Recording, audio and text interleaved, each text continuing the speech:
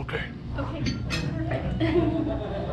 Okay, great. Well, thank you everyone for attending my classification talk. So today I will cover my personal history, my career path, as well as my connection to Rotary. So I was born I'm from India. I don't know how many of you know that, but I was born in this city called Allahabad. It has a current population of about 1.5 million, which is common for some cities in India. But despite being born in Allahabad, I actually lived in another state called Punjab, where I spent about 10 years because my dad had worked there, and that's where I spent my early years. So in my family, I have my mom, dad, and my two sisters, and I'm the annoying, the rebel, weird middle child that everyone thinks they have to disagree with, which is fine by me. And some of the later additions in my life has been, or in our family, has been my husband, who I got married to last year, as well as my brother-in-law, who's married to my older sister, which was in 2021, so it's been a while now. In terms of education, I did my elementary school in India, where I did kindergarten as well as grades 1 to 5. I also did parts of grade 6 because education or schooling in India starts in March and not September, so I did several months there before I moved to Canada. And I pretty much moved to, moving to Canada, I grew up in Toronto and stayed there for 20 years, or more than 20 years even, and pretty much did the rest of my education, which includes middle school, high school, undergrad, as well as my graduate school. So that's pretty much what I know in my life. So one thing is that when you're from Toronto, you can never have too many pictures of the CN Tower. The first one I took several years ago, I think a decade now. This is from a view from the rooftop of one of the university buildings. And then this is a view from our harborfront / lakeshore area, which is visited by tourists and locals alike on the daily, and it's a very nice area. You can see a lot of runners running by our lakefront, which is a really nice place. And this is a sneaky picture of the CN Tower. I don't know if I can point. Yeah. So this is the CN Tower right there. This was taken from my work building during COVID times, and you can see a little representative of that by this heart shape on the buildings, which were represented at the time to support our healthcare workers and first line responders to the infection. So yeah, and then the third picture is also from the harborfront, and this was taken this summer when I was visiting my parents. So needless to say, you can never stop taking photos in this beautiful city. Okay, so I moved from Toronto to Edmonton last year after I got married. It was like just after a week of getting married, and I was here on July 1st.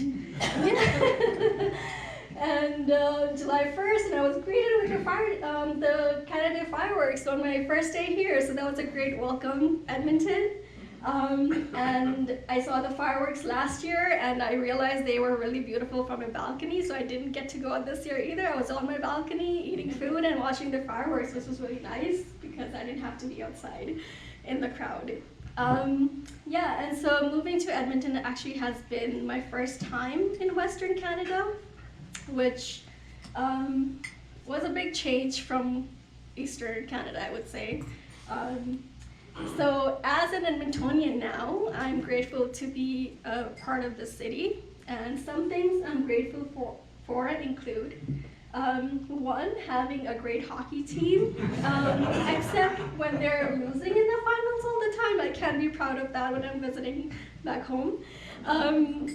Having fresher air than Toronto, except when there are forest fires and it's not nice to be outside.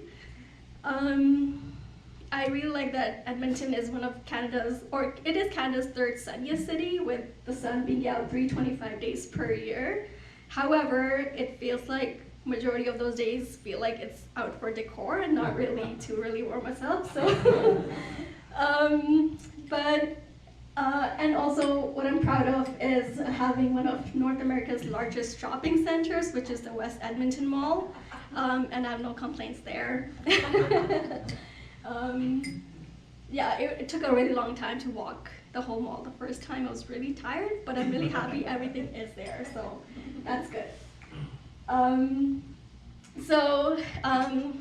Visiting Edmonton, I was like greeted with beautiful views of the city, both the infrastructure as well as our nature. Like the river valley has been stunning, with beautiful, beautiful sunsets. I've never seen open air landscapes and just full open skies like this before.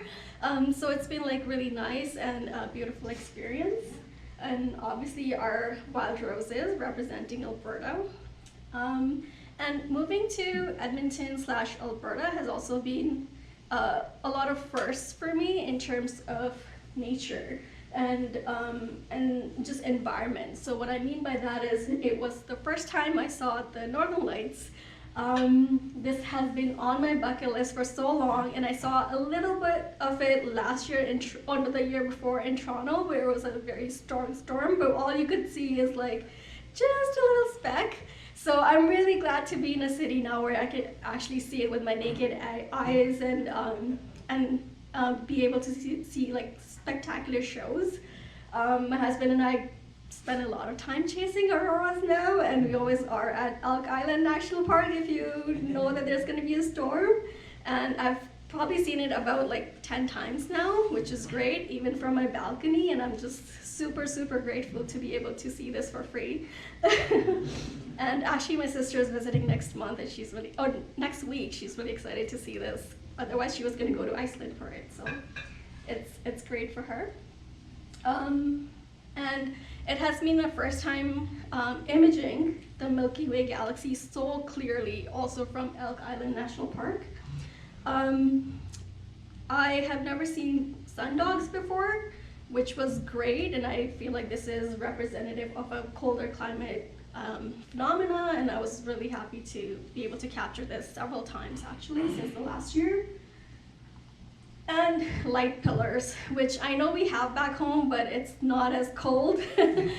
So that's another great thing that you can see in Edmonton. And lastly, something I'm really happy with is Edmonton having proximity to the Alberta Rockies, and every time I go there, it's a very humbling and grateful experience for me, where it just provides a different perspective of life for me. I'm just really happy to be in a province where I can visit that whenever I can. Another thing after moving in Western Canada I've experienced are animals that I've never seen before. The bisons that are always there at Elk Island National Park, the mountain goats, the elks, as well as moose and bear that were too fast for me to photograph them, but I've seen them, and I can say that I've seen them. Okay, so in terms of a career, which is basically my education history at this point, but I started my bachelor's I did my bachelor's in cell and molecular biology from the University of Toronto, and I did it at the Scarborough campus. So here's a little area in the Scarborough campus called the Sakura Grove, which connects various different buildings, and a lot of students come here to relax between different courses and classes and just have some lunch. And it's especially beautiful during springtime when you have like these trees blossoming, and it's actually a beautiful experience. Yeah, so actually in my undergrad I did a thesis project that really sparked my interest for scientific research in all things microbiology.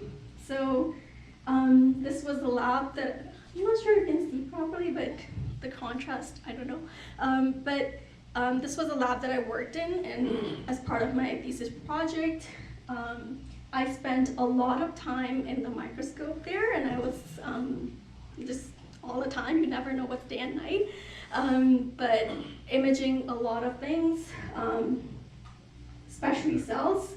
And here's one of the images that I took. my very first image, I guess, that would be presentable, I would say. But this is basically an immune cell called macrophage, and it is a type of white blood cell that surrounds and kills microorganisms and removes dead cells, and is a very important part of our immune system, especially innate immune system, which is the first line of defense for microorganisms. And so after I graduated from my undergrad, I started a PhD in molecular genetics at the University of Toronto. And this was the building that I actually worked in. This is called the Marks Discovery District, which is in the heart of the Discovery District in Toronto. And it's surrounded by three university affiliated but Toronto hospitals just off to the sides here. And also obviously being close to the University of Toronto and all the great things that it has to offer. However, working at this building, I couldn't really complain about the long graduate school work hours because this was the view from my lab bench every day. This is the Ontario Legislative Building, so we saw a lot of protests, but it's also just great to see people, and yeah, it was a great place to be. Right, so what did I do in my undergrad school? Well, my thesis was on identifying antiviral factors for Epstein-Barr virus infection. People may or may not know this, but EBV is found in 90%